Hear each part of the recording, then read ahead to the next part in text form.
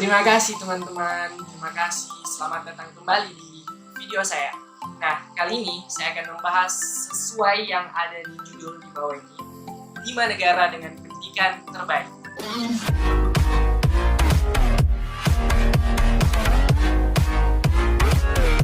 Pendidikan sangat penting untuk menunjang perkembangan sebuah negara. Melalui pendidikan, negara tersebut akan berkembang dengan pesat dari segi teknologi maupun ekonominya. Nah, berikut negara-negara yang memiliki pendidikan terbaik di dunia.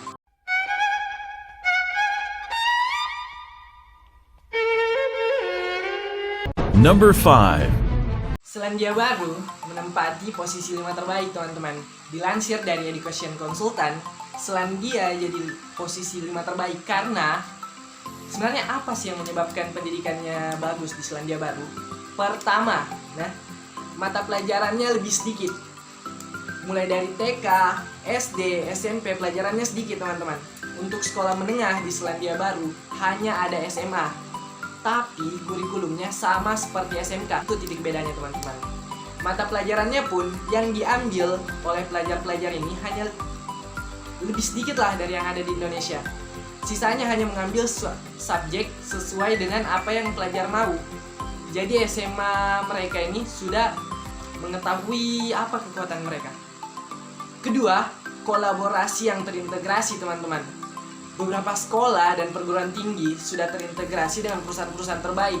Jadi kita sudah tahu tamat mau jadi apa, begitu. Yang ketiga, egaliter. Di sana, teman-teman, para mahasiswa tidak punya jarak atau batasan dengan dosen mereka. Tidak ada sekat antara mereka. Bentuk ramah tamah dan keakraban mereka terlihat dari para mahasiswa yang memanggil dosen dengan nama langsung. Mungkin bagi kita kedengaran kurang etis, tapi bagi mereka itu malah menghilangkan sekat di antara mereka. Number 4. Nah, di posisi keempat ada Korea Selatan. Angka harapan sekolah yang diterapkan oleh negeri ginseng ini adalah kurang lebih 16,6 tahun. Meskipun investasi negara di bidang pendidikan hanya 5%, teman-teman, dari APBN-nya, namun Korea Selatan sukses mewujudkan kualitas pendidikan yang terbaik. Selain opa-opanya yang bagus, pendidikannya juga terbaik. Angka melek huruf di Korea Selatan, teman-teman, 97,9% dari total seluruh penduduknya. Bisa membaca semua itu. Komposisinya itu 99,2% laki-laki dan 96,6% perempuan. Perkembangan teknologi disebut-sebut sebagai kunci utama suksesnya Korea Selatan mengelola pendidikannya, teman-teman. Berkembang teknologinya, berkembang pula pendidikannya.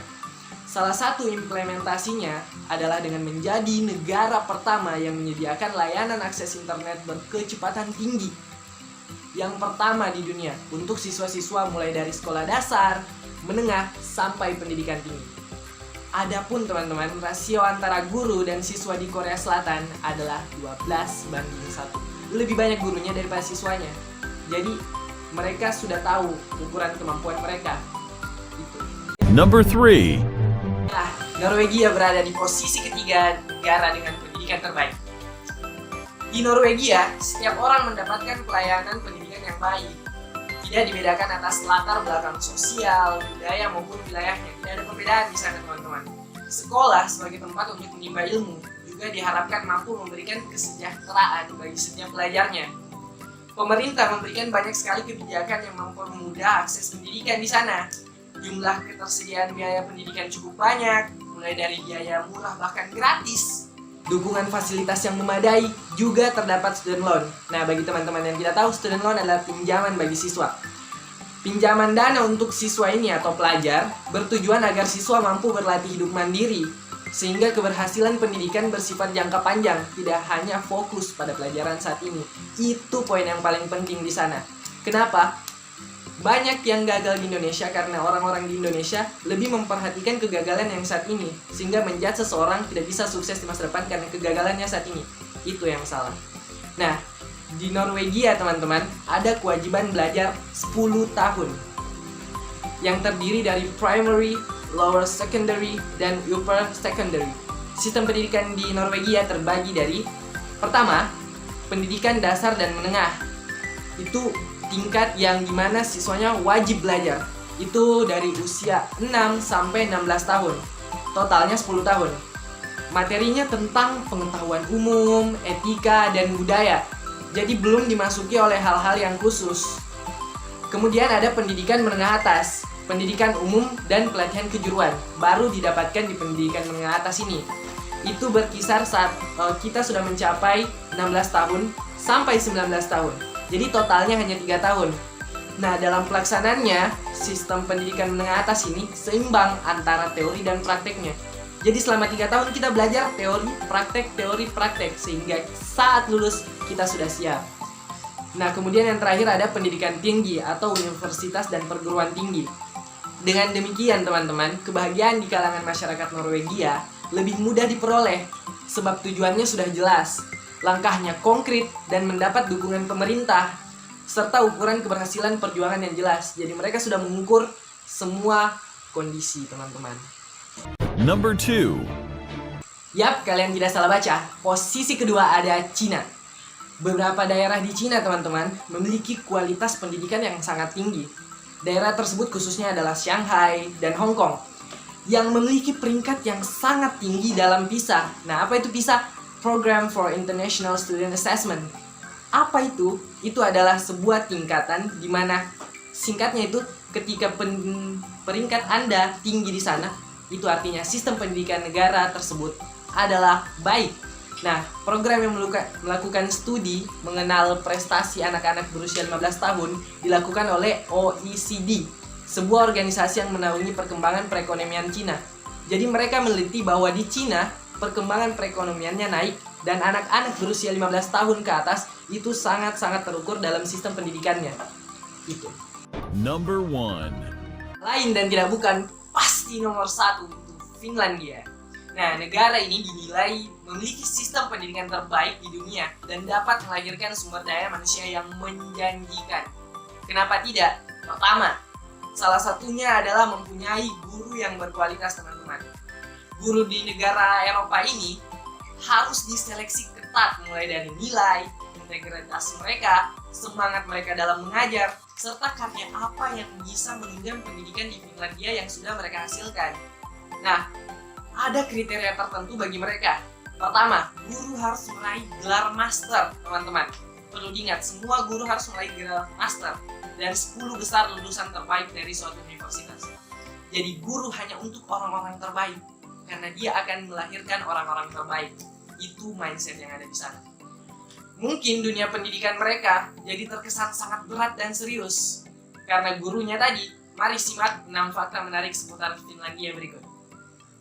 Pertama, teman-teman, ternyata pendidikan di Finlandia itu serba gratis. Di Finlandia, semua sekolah dianggap sama, tidak ada perbedaan.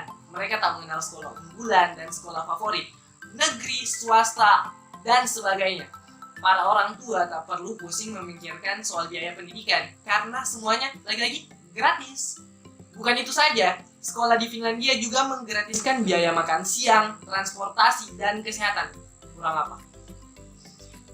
Kedua, belajar di sana hanya 5 jam sehari, teman-teman. 5 jam. Para siswa sekolah dasar atau SD di Finlandia hanya menghabiskan waktu 4-5 jam per hari di sekolah. Sangat singkat, berbeda dengan kita di sini. Untuk SMP dan SMA memiliki sistem yang sama dengan perguruan tinggi.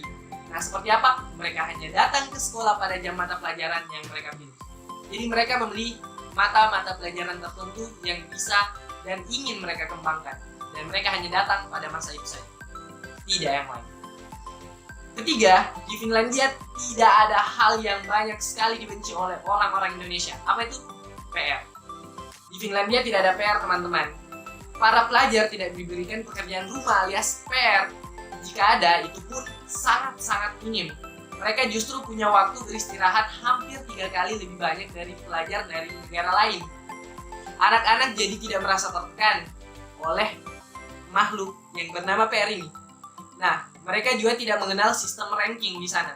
Tidak ada membeda-bedakan nilai seseorang, karena para pelajar tidak ada yang dianggap pintar atau bodoh.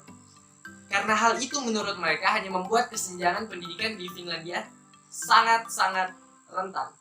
Nah, selanjutnya di Finlandia tidak ada ujian nasional. mereka tidak mengadakan ujian nasional bukan hanya karena corona. Oke? Jadi di sana memang benar-benar tidak ada ujian nasional. Pemerintah Finlandia mempercayai guru untuk evaluasi pelajaran siswanya, seperti yang dilakukan oleh Mas Menteri Nadiem Makarim saat ini. Pemerintah di negara Skandinavia itu menganggap gurulah yang bisa menilai dan lebih tahu kemampuan siswanya. Hal ini membuat siswa tidak tertekan dan bebas mengasah kemampuan mereka di bidang yang mereka nikmati. Salah satu hal yang paling mengenakan di Finlandia, teman-teman, adalah banyak istirahat dan banyak bermain. Ya, di Finlandia waktu istirahat sekolah bisa sampai 45 menit. Sangat-sangat lama. Kegiatan di sekolah juga banyak diisi dengan bermain. Nah, mereka percaya setiap siswa akan berhasil jika memiliki waktu bersantai atau beristirahat yang cukup. Itu mindset yang sangat bagus sebenarnya. Para orang tua percaya bahwa anak-anak bisa belajar melalui cara salah satunya bermain. Nah, yang terakhir adalah fasilitas yang sangat-sangat lengkap. Kenapa saya bilang begitu? Bagi masyarakat Finlandia, kesuksesan pendidikan anak mereka juga ditentukan oleh fasilitas sekolah yang memadai. Karena itu di dalam sekolah banyak sekali ruang-ruang bermain dan ruang diskusi bersama, serta berbagai fasilitas lainnya, ruang musik, olahraga, dan sebagainya. Nah, selain itu, ruang olahraga juga banyak tersedia untuk membuat pikiran dan tubuh siswa bisa segar setiap saat. Dan itu adalah anjuran dari sistem sekolah di sana. Ya, sekian dari penjelasan saya, teman-teman. Semoga bermanfaat untuk teman-teman semua. Mohon maaf kalau ada kesalahan. Jangan lupa di like dan subscribe di bawah ini. Terima kasih.